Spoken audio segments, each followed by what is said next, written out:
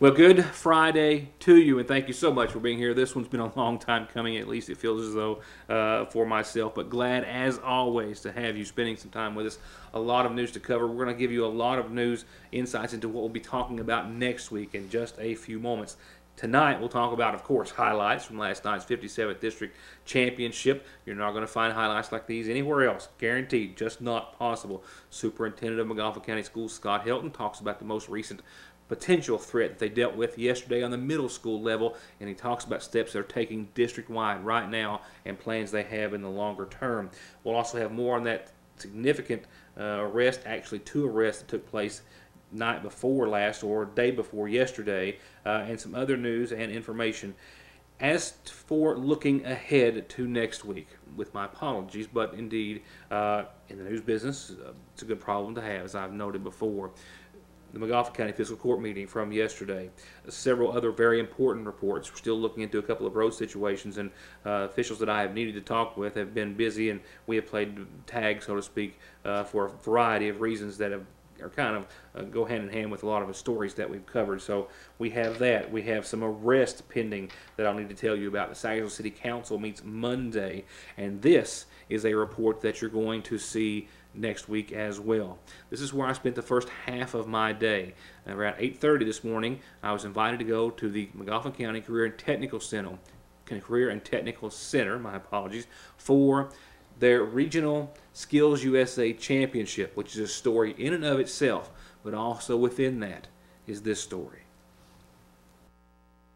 I've told a few people today that I left the McGoffin County High School Career and Technical Center earlier today as impressed, if not more so than I have been in a long, long time. The programs that they have, of course, at the Career and Technical Center are above and beyond. And in fact, it was their Skills USA competition earlier today in which they were competing in their welding and nursing and other programs. And one of those programs is the relatively new criminal justice program.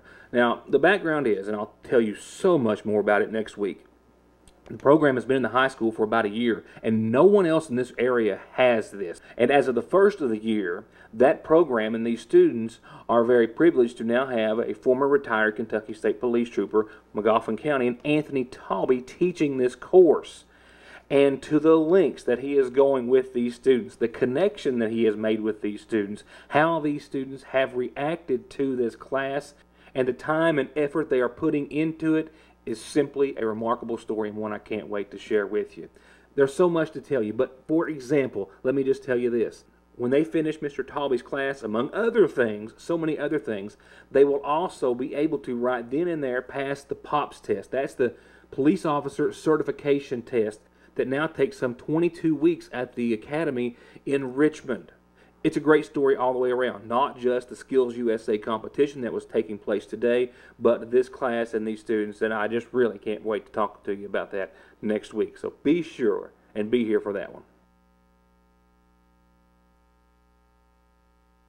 Just like your savings, Hornet basketball is money in the bank. And from everyone at Salyersville National, congratulations and thank you to our Hornets and Lady Hornets for representing us so well this season. Ladies and gentlemen, big round of applause for our seniors that did leave their home floor for the last time here at the McGoffin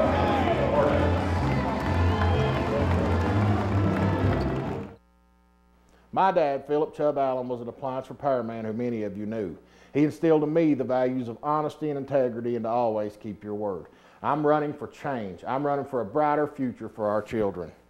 I'm asking for your help. This election is one of the most important in our history. No matter which part of the county you're from, I'm your candidate. Let all of our citizens' voices be heard from every holler and every hilltop and every corner of our beautiful home. My name is Big Tony Allen, and I want to be your McGoffin County Court Clerk.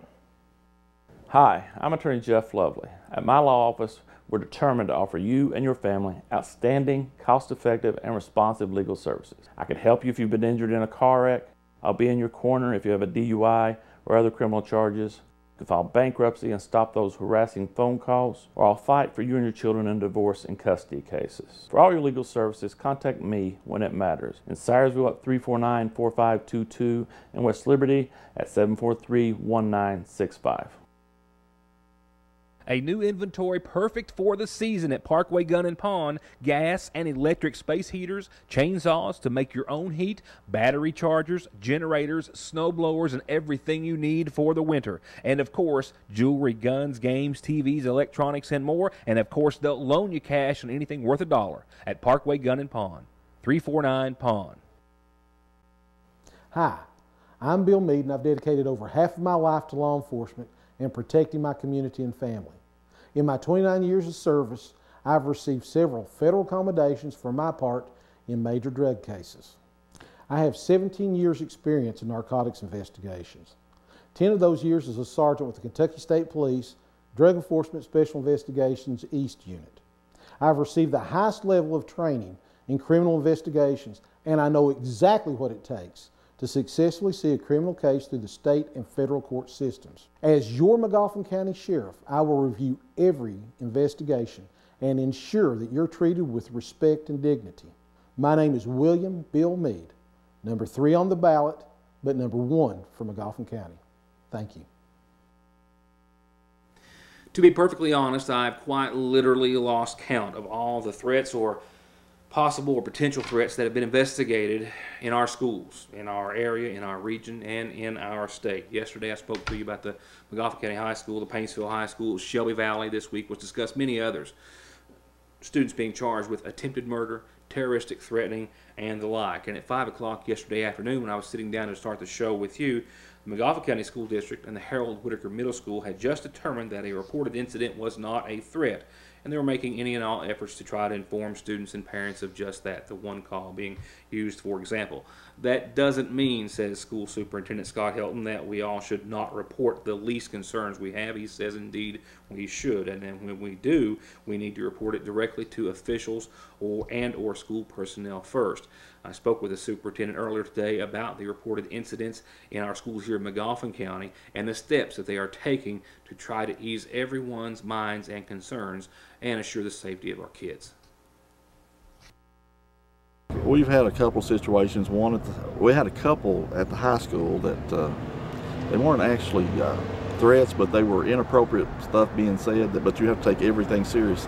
And then yesterday afternoon at the middle school, around 3 o'clock, we had a student make a comment that some old kids overheard, and I got a phone call about 5 or 10 after 3. So I went ahead and called the sheriff's department, just had them bring some deputies up and do an investigation, just to kind of see what was going on. So they came up, we got a hold of the students' parents, and they came to the school, and school authorities and officials were investigating, and I actually made it up around 4:30. I had something going on, and by about 5 they determined that there wasn't any real threat, but it was inappropriate comments, and we've provided the parents with some ways to deal with that, and they're trying to take care of that situation. And then this morning there was a comment or something said at the high school that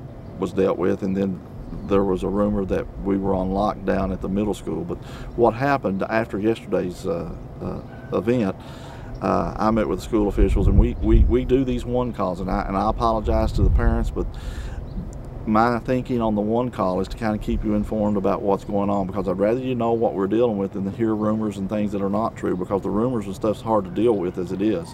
So when you get a one call, I'm trying to tell you what we hear and what we're dealing with, and that we are aware of things that are going on. And then we do a district Facebook page. It will be put on there. But this morning, the students at the middle school were held a little bit longer in the gym to be talked to about how to watch and be cautious about what you say and what you hear. Make sure you let someone know. And during that time, the teachers were meeting with the assistant principal to discuss about how to talk with the kids when they go to class today, to kind of ease up some of the stress and worry about what was going on. From there, rumor got started that we were on lockdown, and I've been dealing with that for most of this morning. We were never on lockdown, but we were taking all things serious. And I understand the parents' concerns. I've got 2 children in the school system. I'm concerned. But as a school system and leaders of the school system, we're doing everything. We try to take everything serious, and some of the things that we're dealing with, A few months ago, maybe a year ago, they would have been dealt with in-house and kind of went on, but we can't do that anymore. Things have gotten too speculative, and we have to take everything serious that we hear, so we're trying to do that. And I apologize if I've caused any disruption or put any fear in anyone, but the one calls that come out and the messages come out, that's just us trying to keep you all informed, and we will continue to do that. Hopefully there's no misunderstanding with those calls. We try to be as brief and as direct as we can. But I will also tell you, as a parent and as a person in this community, if you hear of anything or you suspect of anything going on, please contact the local authorities, the police office, the sheriff department, city police, or the state police. But also call the school or call the central office and let us know. We see a lot of things, hear a lot of things on Facebook, but we have to know if you hear or your children come home and tell you something, please let us know. I want you to know that I can't stand to guarantee you everything that's going to be fine, but we're doing the best we can. And as the society that we live in, it's not just here. It's happening all over the state of Kentucky. Yesterday, there were 4 different instances all over eastern Kentucky. It's sad, but this is the way we live in. But we're doing everything for your children to be safe in our schools. And I assure you that we won't stop trying to keep them safe and doing everything we can to keep them safe. It's not just schools. It's all over this world that we live in today. But the schools are at the top of the line now because of the incidents that happened, and I understand that. And it is scary, and it is nervous. And all I can say is we pray, that we continue to pray, that we're going to try to keep all of our children as safe as possible. Some other steps that Helton says the school system is taking, for example, are those at the Career and Technical Center where I spent this morning.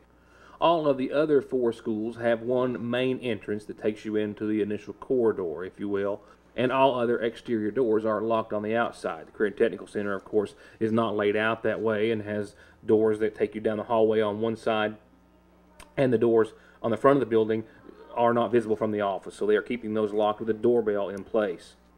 But Helton tells me that he has also reached out to our city and county police and state police at Post 9 and offered or requested, if you will, that anytime if they need a place to possibly sit and do some paperwork or something of that nature, or to eat breakfast or lunch, that they are more than welcome and encouraged to come by the schools and have a presence there, in addition to developing a relationship with, of course, our students and staff, and be very visible at those facilities, to which all have agreed. To which Helton wanted to add that from this point further, it won't be unusual to daily see a patrol car out in front of our schools, and that shouldn't concern parents.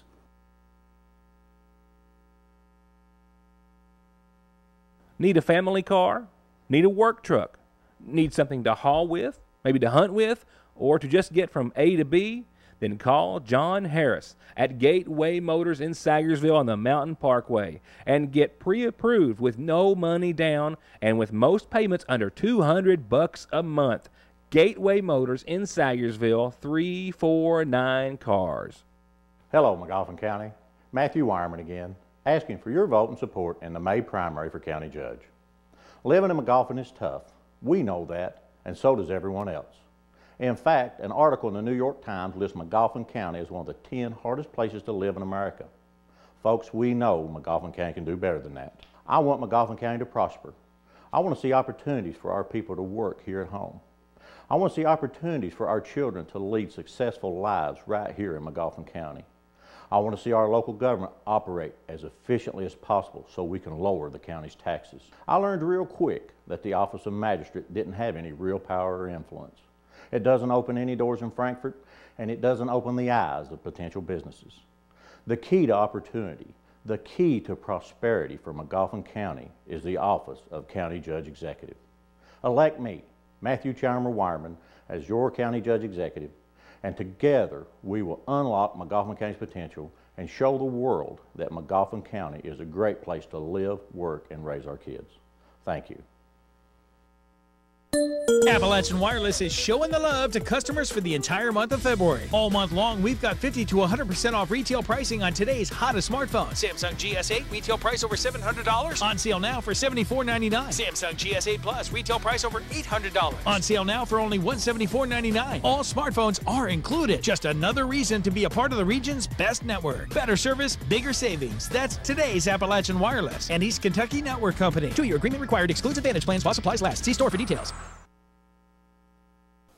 I've got all the details tonight on the arrest of 2 individuals, 2 of McGoffin County's most wanted, apprehended after being sought after 4 weeks. One spotted literally in the vehicle that authorities say they have been searching for that amount of time, the same vehicle that was used in or was involved in an incident in which the driver, a female driver, identified as Jessica Minix, blew by a school bus unloading students in McGoffin County weeks ago, in which she, by only about 2 seconds, missed hitting that student. Some of the information that I knew yesterday was that after being sought after 4 weeks, 2 of McGoffin County's most wanted were found at a residence in Johnson County. It was an off-duty McGoffin County Sheriff's deputy who was traveling Route 40 and just by chance saw in a driveway this vehicle sitting inside the car was Jessica Minix, who was identified. Now the officer simply kept on driving, and out of sight he called authorities. The McGoffin County Sheriff's Department also contacted the Kentucky State Police, and they together went to the residence where Minix and several other individuals were.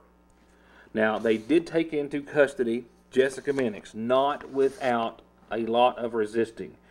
Described by authorities as one of the most disorderly and disrespectful individuals that they've ever arrested in their careers. Jessica Minix was arrested on the warrant for passing that loading or unloading school bus, but also now faces charges of wanton endangerment in the first degree, reckless driving, driving on a suspended license, and passing that bus, as well as assault of a police officer, resisting, menacing, and disorderly conduct. She physically assaulted an officer and also spit in the officer's face as well, or at least attempted to, and after a serious altercation was taken into custody and lodged in the Big Sandy jail. There were 3 other individuals there also which were arrested. One who fled on foot without standing warrants. I don't have that person's name. And together, all the other individuals gave police false information about the identity of a male who was on scene. Police believe that Minix was traveling, as she has been for quite some time, with her boyfriend or acquaintance, Sean Easley. Easley, as I've told you on numerous occasions, was wanted in relation to another case, that being several break-ins that took place here in McGoffin and Floyd counties, in which he and 3 other men, those 3 already arrested, broke into several businesses, stole 3 cash registers, and left behind thousands and thousands of dollars in damages. Well, he was at that residence. However, Minix and the other individuals there had attempted to convince police that Easley was not Easley. They gave him a fake name, claimed him to be mentally challenged, said that he could not really identify who he was or his surroundings, and went to great lengths before police confirmed that indeed it was Easley. So there are some charged with hindering apprehension or prosecution. And as for Easley, he was served with the existing warrant on burglary and criminal mischief charges for all those break-ins, and now faces additional charges of assault in the 3rd degree of a police officer, resisting, disorderly conduct, giving false information to police, and I believe at least one other outstanding warrant. And Neil Adams of the McGoffin County Sheriff's Department confirms that there are indeed more charges pending against, he believes, both Minix and Easley in the case. I'll go out with an updated forecast for you in just a few moments. Right now, it's back to Johnson Central. Highlights like you'll see nowhere else in regards to last night's 57th District Girls Championship.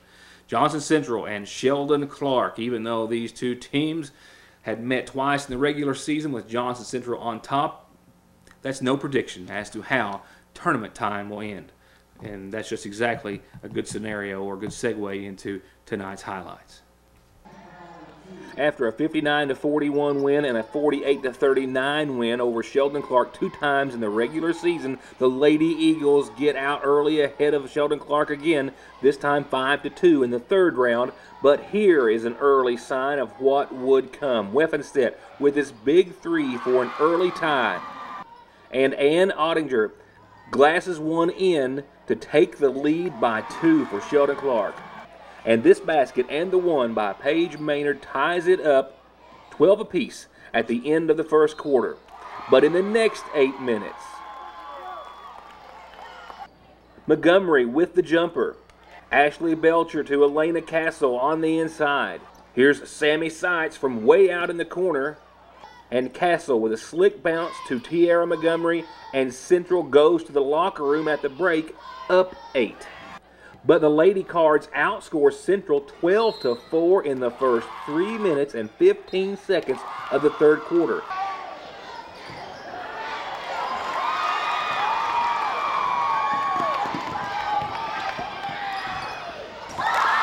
And this basket with the one ties it all up at 34.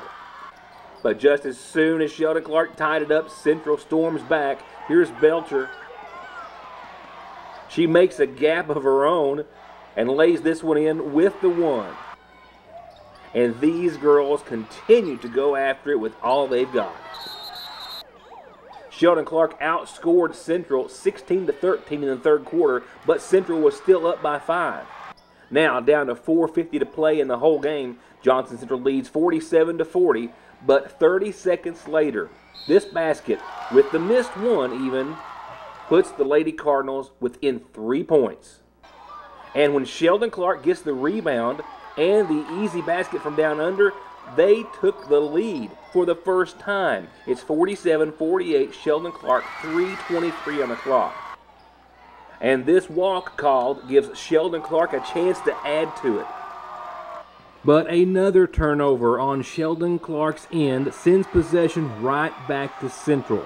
But a missed three is picked up by the Lady Cards, and we're back again.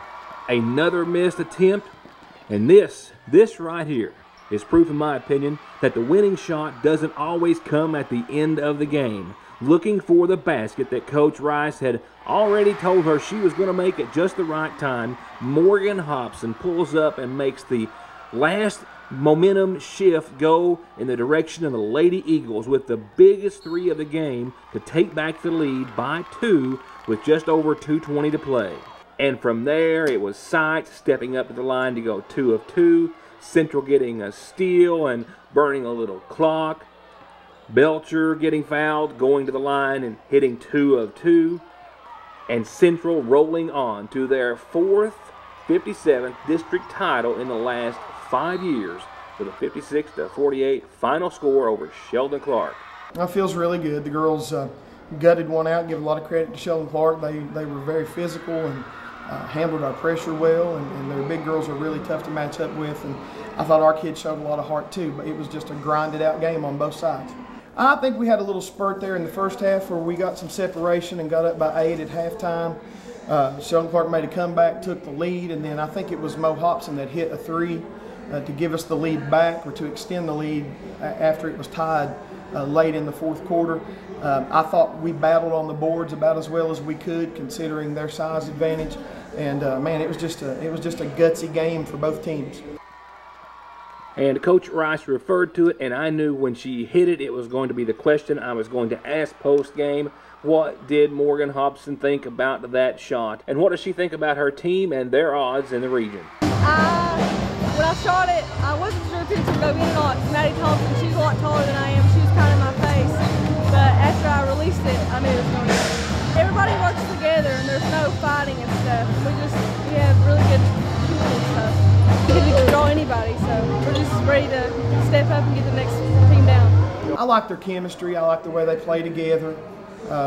You know, they are unselfish. They try to find the open man and some things like that you look for as a coach. You want them to have ball movement and player movement, and we're doing a better job of that. We're still not where we need to be, but we're so much better with that than we were early in the season. I'm really proud of them, the hard work they put in. They're rolling out big, beautiful truck bodies every day, the best America makes in steel and aluminum, with their largest ever local stock of angle, sheet, round, I-beam, expanded, steel, and aluminum in several different finishes for whatever you're working on.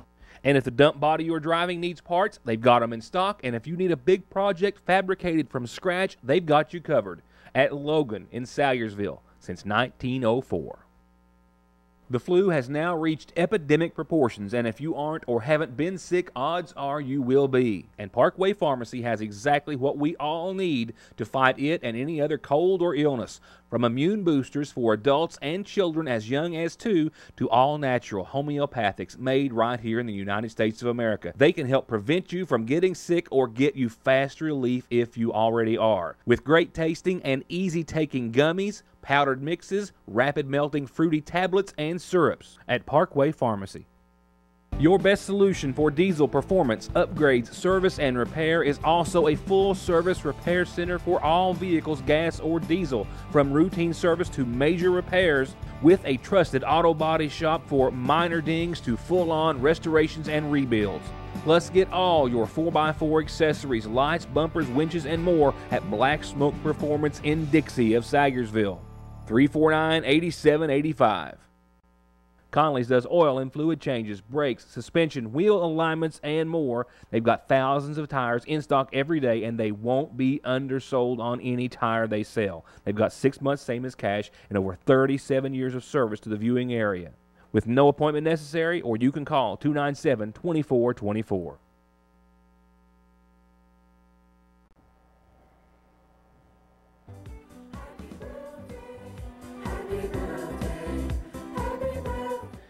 Birthday wishes start off tonight's McGoffin Farm Bureau-sponsored community calendar. Brenda Gibson, happy birthday yesterday, I understand. A bit belated, but love. Yogi, Boo Boo, and Tyrell, happy birthday to Brenda Gibson. And this one's a bit early. Brenda's is a day late, and this one's a day early. 85 tomorrow. Enjoying the last few hours of being 84. Minnie Rose Howard. Hope you are soon well enough to get home. But birthday wishes from your loving son, Terry, and a whole lot of family and friends, Minnie Rose Howard. Happy early 85th birthday to you.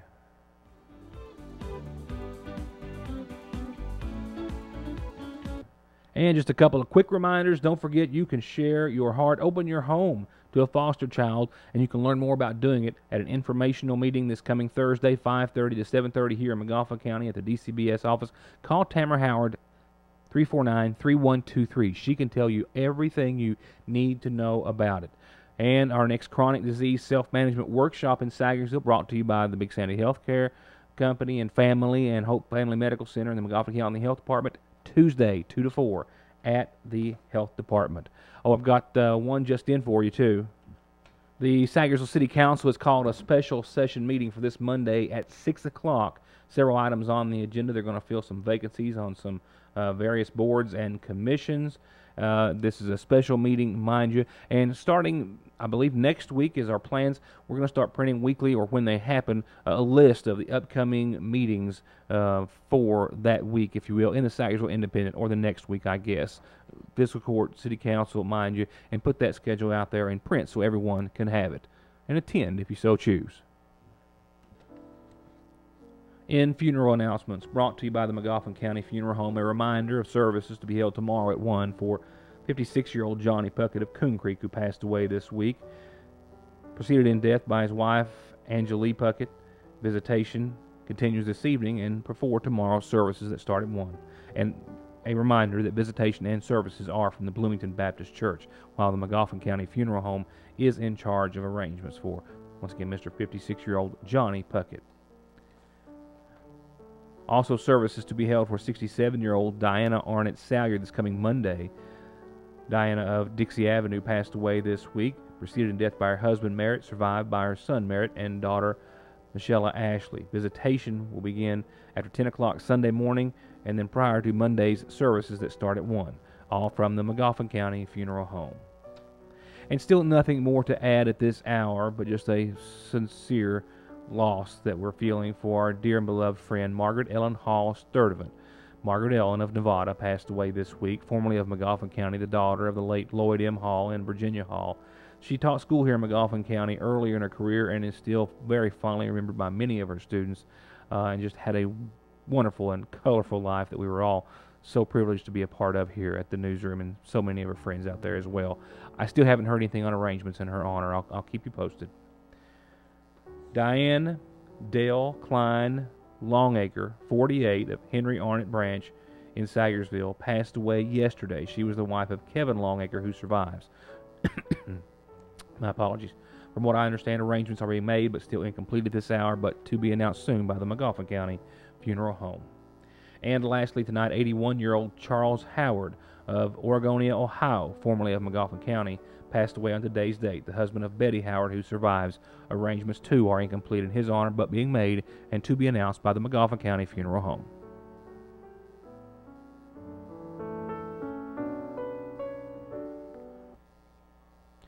Now, for the final portion of the program, your weather forecast. Flooding concerns through, well, Sunday, not so much for us. Along and north of I-64, locally heavy rainfall is possible, and a threat of flooding along creek streams and low-lying areas is a possibility. But you'll see by the graph here, the National Weather Service has outlined that a flood watch is in effect for these folks to our north from 12 a.m. Saturday through 7 a.m. Sunday, and right now it doesn't appear to be an issue for us, and really we've had a lot of moisture going to our north for days that we have not been in, and that's A-okay with me, no complaints, just stating a fact.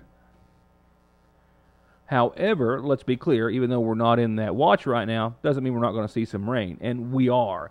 Right now, if you'll notice the graph and the depiction here, 1 to 1.5 inches of rainfall. I think 1.5 looks to be on the heavy side of things right now. I'm going to go with a little less than that, closer to an inch of total rainfall through Sunday, but we are going to see some rain, and we are going to see it tomorrow.